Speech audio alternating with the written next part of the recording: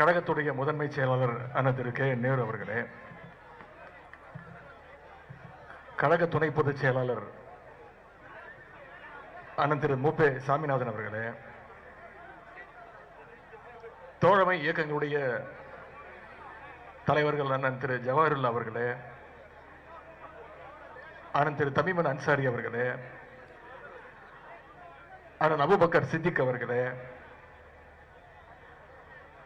அண்ணன் ஜக்கையன் அவர்களே, திரு M N Ramachandran அவர்களே, திரு ஜெயக்குமார் அவர்களே, ஆர்ப்பாட்டத்தை மிகச் சிறப்பாக ஏற்பாடு செய்திருக்கக்கூடிய மாவட்ட கழக செயலாளரும் சட்டமன்ற உறுப்பினருமான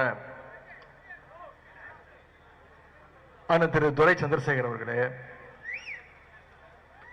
முன்னாள் அமைச்சர்கள் அண்ணன் திரு எஸ் எஸ் பழனிமாணிக்கம் அவர்களே, அண்ணன் திரு எம் ஆர் கே பன்னீர்செல்வம் அவர்களே, அண்ணன் ரகுபதி அவர்களே, அண்ணன் வைத்தியலிங்கம் அவர்களே, அண்ணன் சி வி கணேசன் அவர்களே, அண்ணன் எஸ் எஸ் சிவசங்கர் அவர்களே, நண்பர் அன்பில் மகேஷ் பொய்யாமொழி அவர்களே, அண்ணன் கோவை செழியன் அவர்களே, அண்ணன் மையநாதன் அவர்களே, அண்ணன் மதிவாணன் அவர்களே, மாவட்ட கழக செயலாளர்கள் அண்ணன் பூண்டி கலைவாணன் அவர்களே, அண்ணன் பழனிவேல் அவர்களே, அண்ணன் காடுவெட்டி தியாகராஜன் அவர்களே, அண்ணன் நிவேதா முருகன் அவர்களே, அண்ணன் கௌதமன் அவர்களே, அண்ணன் செல்லபாண்டியன் அவர்களே, அண்ணன் வைரமணி அவர்களே, துறை அமைப்பு செயலாளர் அண்ணன் திரு தாயகம் கவி அவர்களே, அண்ணன் ஏ கே விஜயன் அவர்களே, அண்ணன் அன்னியூர் சிவா அவர்களே, நாடாளுமன்ற உறுப்பினர்கள் அண்ணன் திரு எஸ் கே அவர்களே, சகோதரர் முரசொலி அவர்களே, சகோதரர் அருண் நேரு அவர்களே, அண்ணன் குத்தாலம் கல்யாணம் அவர்களே, முன்னாள் நாடாளுமன்ற உறுப்பினர் அண்ணன் ராமலிங்கம் அவர்களே, தோழமை இயக்கங்களுடைய நிர்வாகிகள் அண்ணன் திரு பி சிவநேசன் அவர்களே, அண்ணன் திரு எம் எஸ் கண்ணன் அவர்களே, திரு ஆரோக்கியசாமி அவர்களே, ஆர்ப்பாட்டத்திலே கலந்து கொண்டுள்ள பல்வேறு விவசாய சங்கங்களுடைய நிர்வாகிகள் அண்ணன் திரு காவிரி தனபால், அண்ணன் இளங்கீரன், அண்ணன் பூரா விஸ்வநாதன், அண்ணன் கக்கரை திரு சுகுமாரன், அண்ணன் தெய்வசிகாமணி, அண்ணன் பழனியப்பன், அண்ணன் திரு கோபி கணேசன், அண்ணன் தனபதி, அண்ணன் ராமசாமி, அண்ணன் கோவிந்தராஜ், அண்ணன் முகமது இப்ராஹிம், சட்டமன்ற உறுப்பினர்கள் அண்ணன் திரு அண்ணாதுரை, அண்ணன் அசோக்குமார், சகோதரர் கதிரவன், மருத்துவர் முத்துராஜா, அண்ணன் திரு சபா ராஜேந்திரன், சகோதரர் கலை கதிரவன் அவர்களே, சகோதரர் சன் ராமநாதன் உள்ளிட்ட அனைத்து மாநகர செயலாளர்களே,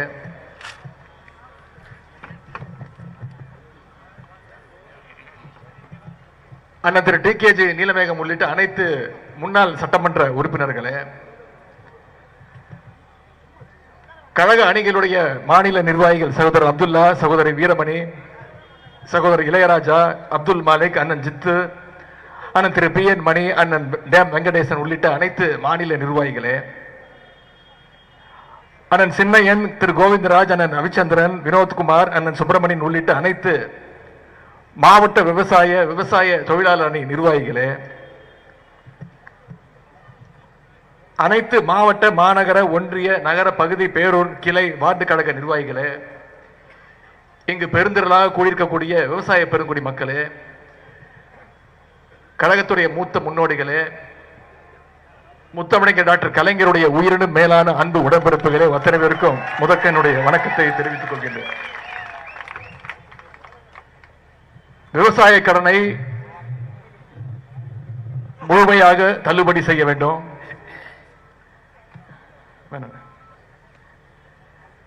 மேகதாது அணை கட்டுறத தடுத்தே ஆக வேண்டும். முக்கியமாக டெல்டா மாவட்டங்களை வறட்சியை பாதித்த மாவட்டங்களாக அறிவிக்க வேண்டும். நம்முடைய கழக தலைவர்களுடைய அறிவுறுத்தல் பேரில் மக்கள் விரோத தாவேக அரசுக்கு எதிராக இந்த மாபெரும் கண்டன ஆர்ப்பாட்டத்தை இன்றைக்கு தஞ்சையிலே நடத்திட்டு இருக்கிறோம். இந்த ஆர்ப்பாட்டத்திற்கு கழகத்தினரும் தோழமை கட்சிகளும் விவசாயிகளும் மிகப்பெரிய அளவில் இந்த அரசுக்கு எதிராக திரண்டு வந்திருக்கிறீங்க. இந்த ஆர்ப்பாட்டத்தை ஒருங்கிணைச்ச நம்முடைய முதன்மை செயலாளர் நேரு அவர்களுக்கும் மாவட்ட செயலாளர் அண்ணன் திரு துரை சந்திரசேகர் அவர்களுக்கும் அனைத்து மாவட்ட கழக செயலாளர்களுக்கும் கழக விவசாய அணி விவசாய தொழிலாளர் அணி நிர்வாகிகளுக்கும் கழக உடன்பிறப்புகள் அத்தனை பேருக்கும் விவசாய பெருங்குடி மக்களுக்கும் முதல்ல என்னுடைய நன்றியை நான் தெரிவிச்சுக்கிறேன். இன்னைக்கு ஆடி 18. பொதுவா இந்த ஆடி பெருக்குல ஆறு முழுக்க தண்ணி நிறைந்து ஓடும். ஆனா வருகின்ற வழி எங்கும் பார்த்தேன், காவிரி டெல்டாவில் உள்ள ஆறுகள் அனைத்தும் இன்னைக்கு வறண்டு கிட்டத்தட்ட ஒரு பாலைவனம் போல இன்னைக்கு காட்சி அளிச்சிட்டு இருக்கு. இதுவே நம்முடைய திராவிட முன்னேற்ற கழகம் நம்முடைய தலைவர் முதலமைச்சராக இருந்தா இந்த நிலைமை ஏற்பட்டிருக்குமா? நம்ம தலைவர் இந்த நிலைமை ஏற்பட விட்டுருப்பாரா? இன்னைக்கு குருவையை காப்பாற்ற முடியல. சம்பா என்ன நிலைமை ஆகுமோன்னு விவசாயிகள் தவிச்சிட்டு இருக்கிறாங்க. இது ஏதோ ஒரு சாதாரணமாக நடந்த விஷயம் கிடையாது. இன்னைக்கு இருக்கக்கூடிய ஒரு நிர்வாக திறனற்ற ஒரு டம்மி முதலமைச்சரால தான் இன்னைக்கு இந்த நிலைமை ஏற்பட்டிருக்கு. 2021 2025 வரைக்கும் அன்றைய முதலமைச்சரான நம்முடைய கழக தலைவர் அவர்கள் ஒவ்வொரு வருஷமும் சரியா ஜூன் 12ஆம் தேதி அன்னைக்கு மேட்டூர் அணையை தானே போய் திறந்து வச்சிருக்கிறார். இன்னும் சொல்ல போனா சில ஆண்டுகள்ல ஜூன் 12க்கு முன்னே மேட்டூர்ல இருந்து தண்ணியை திறந்து விட்டிருக்கிறார் நம்முடைய முதலமைச்சர் அவர்கள், நம்முடைய கழக தலைவர் அவர்கள். அப்போ ஆனா இந்த வருஷம் என்ன நிலைமை?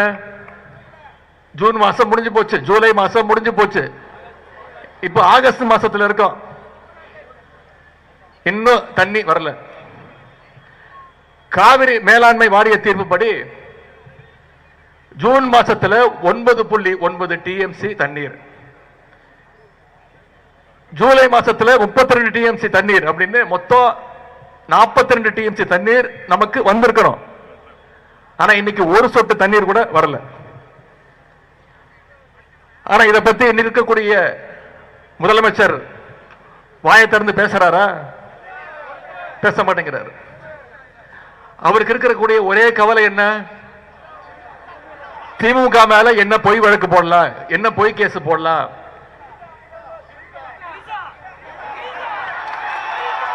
எங்க தண்ணி வருதோ இல்ல அங்க தண்ணி வரணும்.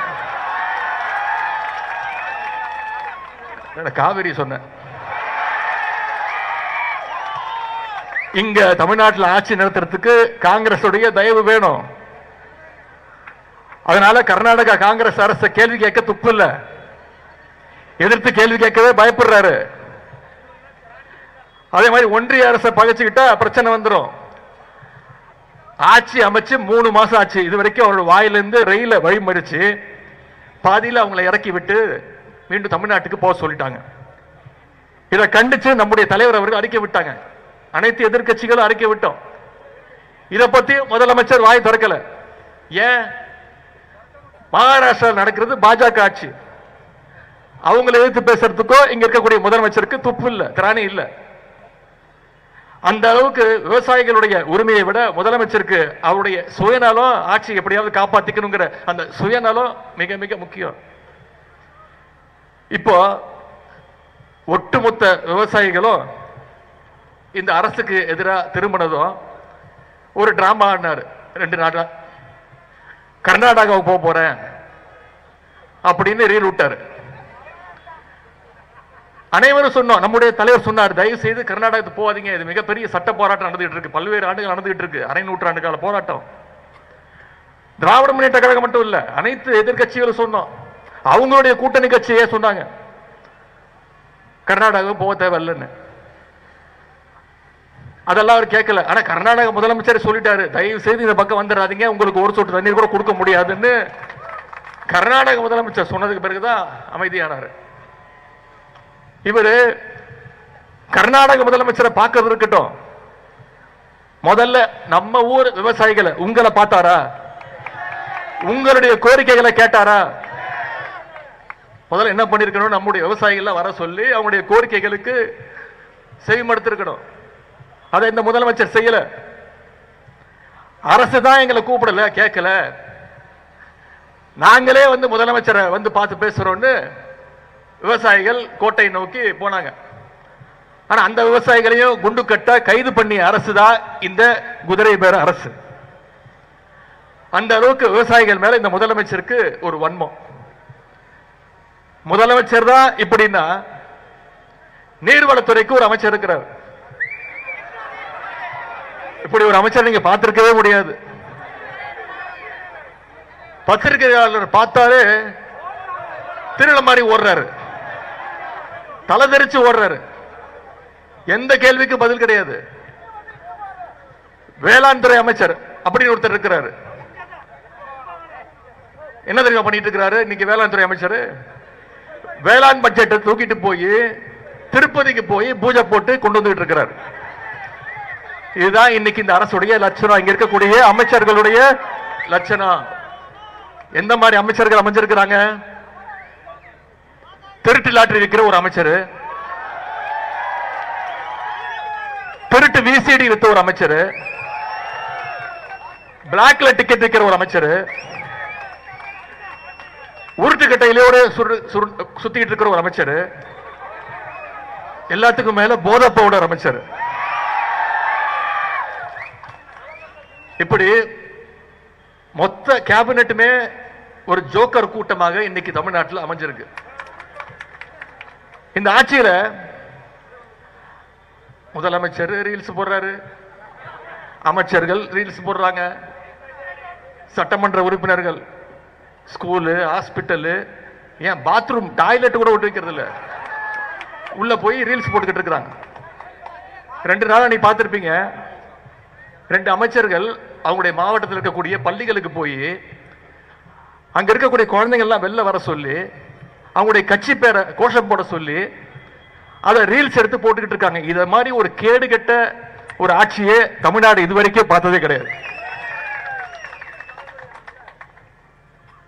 சென்ற மாதம் தொலைக்காட்சி செய்திகள் நீங்க பார்த்திருப்பீங்க, தென்காசி பக்கத்துல ஒரு நெல் கொள்முதல் நிலையத்தில் நெல் மூட்டைகள்லாம் தீப்பிடிச்சு எரிஞ்சிட்டு இருக்கு. அங்க போன தாவேகாவுடைய ஆளுங்கட்சியுடைய ஒரு மாவட்ட செயலாளர் என்ன தெரியுமா பண்றாரு? 4 கேமரா எடுத்துட்டு போய் செட் பண்ணி அதை படம் பிடிச்சு பேக்ரவுண்ட் மியூசிக் போட்டு அதை எடுத்து ரீல்ஸ் போடுறாரு. இப்படி ஒரு ரீல்ஸ் போடுற ஒரு அரசை தமிழ்நாடு இல்ல, இந்தியாவே இதுவரைக்கும் பார்த்தது கிடையாது. அமைச்சர்கள் மட்டும் இல்ல, அமைச்சருடைய சொந்தக்காரங்க அண்ணன் தம்பி எல்லாம் ஆய்வுக்கு போறான். அரசு அதிகாரிகளுக்கு தெரியல யார் அமைச்சர், யார் சட்டமன்ற உறுப்பினர், யாருக்குமே தெரியல, முதல்வருக்கும் தெரியல. அந்த அளவுக்கு ரீல்ஸ் வெறி முத்து போயிருக்கு இந்த அரசுக்கு. இன்னைக்கு விவசாயிகள் கண்ணீர் வடிச்சிட்டு இருக்கிறாங்க. ஆனா அமைச்சர்கள் என்ன பண்ணிட்டு இருக்காங்க? சினிமா தியேட்டர்ல போய் படம் பார்த்துக்கிட்டு கண்ணீர் வடிச்சுக்கிட்டு. அது மட்டும் இல்ல, தமிழ்நாட்டுக்கு 15 நாளைக்கு தினசரி 3500 கன அடி தண்ணீர், அதாவது சுமார் 4 TMC தண்ணியை திறந்து விடணும்னு காவிரி ஒழுங்காற்று குழு அது உத்தரவு பிறப்பிக்குது. அதன்படி பாத்தீங்கன்னா நமக்கு போன 2 மாசத்துல 42 TMC தண்ணி வந்திருக்கணும். ஆனா 4 TMC தான் கொடுக்கணும்னு உத்தரவு போட்டாங்க. அதையும் திறக்க முடியாதுன்னு கர்நாடக முதலமைச்சர் அவர்கள் உத்தரவு போட்டார். இத பத்திலாம் இந்த ஆட்சியாளர்களுக்கு எந்த கவலையும் கிடையாது. ஆட்சியாளர்களுக்கு கவலை இல்லை, ஆனா திராவிட முன்னேற்ற கழகத்தால சும்மா இருக்க முடியுமா?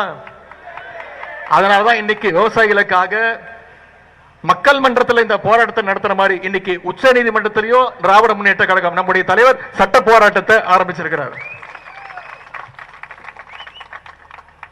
காவிரி ஒழுங்காற்று குழுவுடைய உத்தரவை நிறைவேற்றணும்னு இன்னைக்கு உச்ச நீதிமன்றத்தில் நம்முடைய தலைவர் வழக்கு தொடர்ந்துக்கிறார். ஒரு அமைச்சர் நேற்று சொல்றாரு, திராவிட முன்னேற்ற கழகம் இப்ப வழக்கு தொடர்ந்திருக்க, கடந்த 5 வருஷமா ஏன் வழக்கு தொடரலன்னு. இப்படி ஒரு அறிவாளி அமைச்சர் எங்கேயாவது பார்த்திருக்கீங்களா?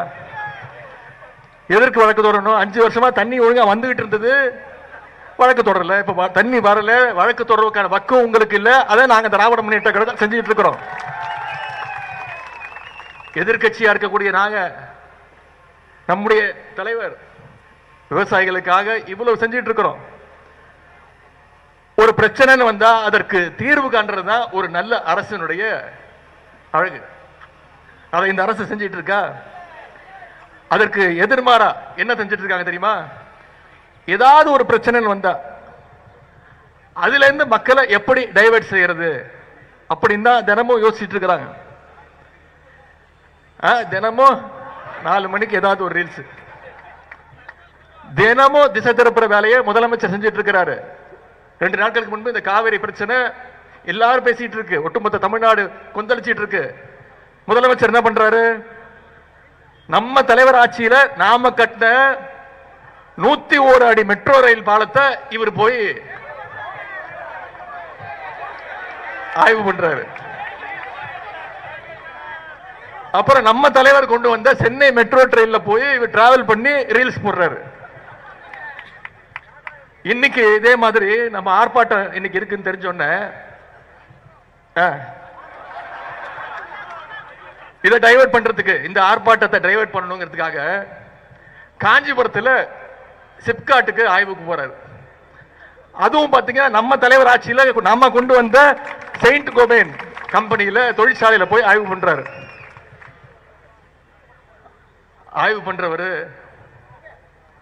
சொந்தமா ஒரு திட்டத்தை கொண்டு வந்து அதை செயல்படுத்தி அதை ஆய்வு பண்ணாருன்னா அது நல்லது, அழகா இருக்கும், பார்க்கறதுக்கு நல்லா இருக்கும்.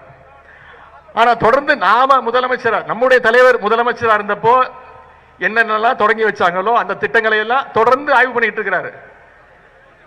நான் கூட ஒரு மீம் பார்த்தேன், இவர் மெட்ரோ ட்ரெயின்ல போய் ஆய்வு பண்ணி இருக்கிறாரு. அப்புறம் 101 அடி மேல அந்த மெட்ரோ ட்ரெயின்ல போய் ஆய்வு பண்ணும்போது பாக்குறாரு சென்னை முழுக்க அத்தனை திட்டங்கள் தெரியுது. அவர் மைண்ட் வாய்ஸ், ஏன்பா எனக்கு ஓட்டு போட்டீங்க, இவ்வளவு பண்ணி வச்சிருக்கிறாங்க தமிழ்நாட்டுக்கு, சென்னைக்கு, அப்படி ஒரு மீன் பார்த்தேன். இன்னும் முதலமைச்சருக்கு புரியுற மாதிரி சொல்லணும்னா, ஊரா வீட்டு நெய்ல அவர் வீட்டுக்கு இன்னைக்கு ஸ்வீட் செஞ்சிட்டு இருக்கிறார். அவர் பாஷையில சொன்னது அவருக்கு புரியும், அவர் பாஷை என்னன்னு உங்களுக்கு புரியும். டேஷ் முதலமைச்சர் இன்னைக்கு இந்தியா முழுக்க பேசுது, இப்படி ஒரு முதலமைச்சர் நாங்க பார்த்ததே இல்லப்பா, வாயில நல்லா வந்துரும், எதுக்கு எடுத்தாலும் கொத்து பரோட்டா போடுவேன். தேர்தல் பிரச்சாரத்தில் பேசும்போது என்ன சொன்னாரு? அடுத்த ஜென்மம்னு ஒண்ணு இருந்தா விவசாயியா பிறக்கணும் அப்படின்னு சொன்னாரா இல்லையா? சரி, நான் கேட்கிறேன், இதுக்கு எதுக்கு அடுத்த ஜென்மம் வரைக்கும் வெயிட் பண்ணணும்? வாங்க, இந்த ஜென்மத்திலே விவசாயம் பண்ணலாமே, யார் எப்ப வர நினைச்சாலும் விவசாயம் பண்ணலாம். நான் சொல்றேன், மே 10ஆம் தேதியிலிருந்து இந்த தரங்கெட்ட ஆட்சி அமைஞ்சதுல இருந்து அதிக ஏமாற்றங்களை சந்திச்சிட்டு இருக்கிறது நம்முடைய விவசாய பெருங்குடி மக்கள் தான். தேர்தல் வாக்குறுதிகள் இன்னும் வேற என்ன சொன்னாரு, என்னென்ன வாக்குறுதிகள் கொடுத்தாரு? 5 ஏக்கருக்கும் குறைவா நில வச்சிருக்க எல்லா விவசாயிகளுக்கும் முழுமையா பயிர்க்கடன் தள்ளுபடின்னு சொன்னாரா இல்லையா? ஆனா ஆட்சிக்கு வந்தோன்னு என்ன சொன்னாரு? 50,000 ரூபாய்க்குள்ள கடன் வாங்கி இருந்தா மட்டும்தான் பயிர்க்கடன் தள்ளுபடின்னு சொன்னார். உடனே நம்முடைய தலைவர் அவர்கள் எதிர்ப்பு தெரிவிச்சார், அனைத்து விவசாய சங்கங்களும் எதிர்ப்பு தெரிவிச்சது. உடனே மாத்தினாங்க, 50,000 75,000 ரூபாய் அப்படின்னு மாத்தினாங்க. ஆனா இப்போ என்ன நடந்துட்டு இருக்கு தெரியுமா? வெறும் 35,000 ரூபாய் மேல யாருக்கும் கடன் தள்ளுபடி இல்லை அப்படின்னு அறிவிச்சிருக்கிறாங்க. வாக்குறுதியில சொன்னது ஒண்ணு, அறிவிப்புல சொன்னது வேற ஒண்ணு, ஆனா செயல்படுத்துறது இன்னொன்னு. இப்படி வாக்குறுதிகள் எதையுமே நிறைவேற்ற முடியாம வாயில வட சொல்ற ஆட்சி தான் இன்று அமைஞ்சிருக்கக்கூடிய இந்த தாவேகாவுடைய அரசு. இதுவே 2006 கழக ஆட்சி அமைஞ்சப்போ நம்முடைய முத்தமிழ் டாக்டர் கலைஞர் அவர்கள் தான் சொன்னபடி 7,000 கோடி ரூபாய் அளவுக்கு விவசாய கடனை தள்ளுபடி செஞ்சாங்க. அது எப்படி செஞ்சாரு? அவர் முதலமைச்சரா பதவி இருக்கிற அந்த மேடையிலேயே கோப்புகளை கொண்டு வந்து அங்கேயே கையெழுத்து போட்டாரு. சென்ற ஆட்சியில் நம்ம தலைவர் 12,000 கோடி ரூபாய் அளவுக்கு பயிர்க்கடன் தள்ளுபடியை நம்முடைய தலைவர் செஞ்சார். இந்த சூழ்நிலையில் தான் இன்னைக்கு முழு பயிர்க்கடனையும் ரத்து பண்ணணும்னு விவசாயிகள் தொடர்ந்து போராட்டத்தை அறிவிச்சிங்க. ஆனா சட்டசபையில் பேசின முதலமைச்சர் என்ன தெரியுமா சொன்னாரு? திமுகவுடைய தூண்டுதலால இன்னைக்கு விவசாயிகள் போராட்டத்தில் இறங்கியிருக்காங்கன்னு உங்களுடைய போராட்டத்தை கொச்சப்படுத்தினவர் இன்றைய முதலமைச்சர் அவர்கள். கழக ஆட்சி நடந்தப்போ மேகதாது அணையை கட்ட விடாம நாம தடுத்தோம், கர்நாடகாவை தடுத்தோம். ஆனா இன்னைக்கு தமிழ்நாட்டில் ஒரு மிக பலவீனமான ஒரு ஆட்சி அமைஞ்சிருக்கு. இந்த வாய்ப்பை எப்படியாவது பயன்படுத்தி மேகதாதுல அணை கட்டலான்னு இன்னைக்கு கர்நாடக அரசு முழு முயற்சியில் இறங்கி இருக்கிறாங்க. இந்த அரசு மேகதாது அணை கூடாதுன்னு சட்டப்பேரவையில் ஒரு தீர்மானம் அறிவிச்சாங்க. அப்போ அதை ஆதரிச்சு நான் பேசினேன். மேகதாது பிரச்சனை மிக மிக முக்கியமான ஒரு பிரச்சனை. இது கட்சிகள் கடந்து அனைவரும் ஒற்றுமையோடு இருக்க வேண்டிய பிரச்சனை. இந்த அரசு உடனடியாக அனைத்து கட்சி கூட்டத்தை கூட்டணும். தமிழ்நாட்டில் இருக்கக்கூடிய அனைத்து எல்லா கட்சி பிரதிநிதிகளும் ஒன்னா போய் ஒன்றிய அரசுக்கு நாம நம்முடைய அழுத்தத்தை கொடுப்போம்னு சொன்னேன். ஒன்றிய அரசுக்கு அழுத்தத்தை கொடுப்போம்னு தான் சொன்னேன். உடனே ஆட்சியாளர்கள் பயந்துட்டாங்க.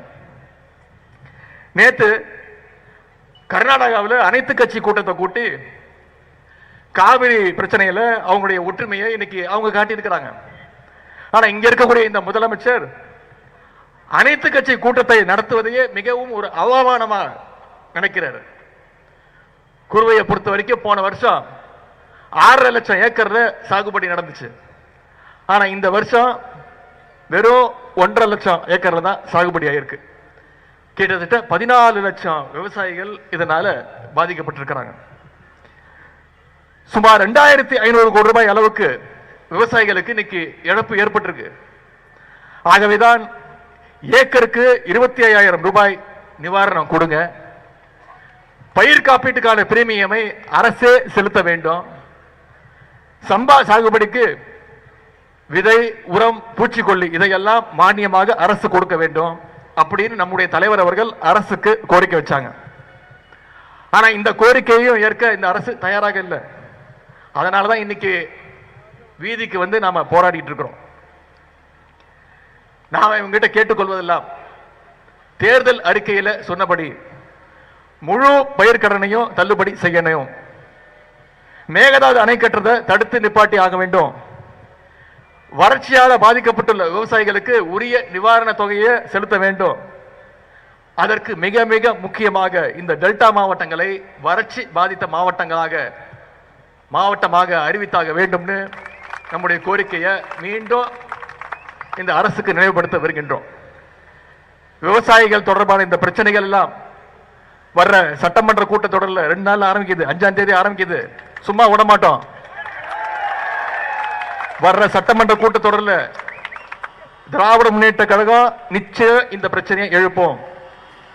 சட்டமன்றம், நீதிமன்றம், மக்கள் மன்றம்னு அனைத்து இடங்கள்லையும் விவசாயிகள் உங்களுக்கான ஆதரவாக, உங்களுடைய குரலாக திராவிட முன்னேற்ற கழகம் என்றைக்கும் ஒலிக்கும். டெல்டா விவசாயிகளுக்கும் திராவிட முன்னேற்ற கழகம் என்னைக்கும் பக்கபலமாக இருக்கும். காவிரி பிரச்சனையில தமிழ்நாட்டுடைய உரிமையை என்றைக்கும் நிலைநாட்டுவோம்னு சொல்லி இந்த சிறப்பான வாய்ப்பை ஏற்படுத்தி கொடுத்த நம்முடைய முதன்மை செயலாளருக்கும், கழக தலைவர் அவர்களுக்கும், மாவட்ட கழக செயலாளர்களுக்கும், நிகழ்ச்சியில் பங்கேற்ற அனைத்து விவசாய பெருங்குடி மக்களுக்கும், உங்க அத்தனை பேருக்கும் என்னுடைய நன்றியை தெரிவித்து வாய்ப்புக்கு நன்றி கூறி விடைபெறுகின்றேன். நன்றி, வணக்கம்.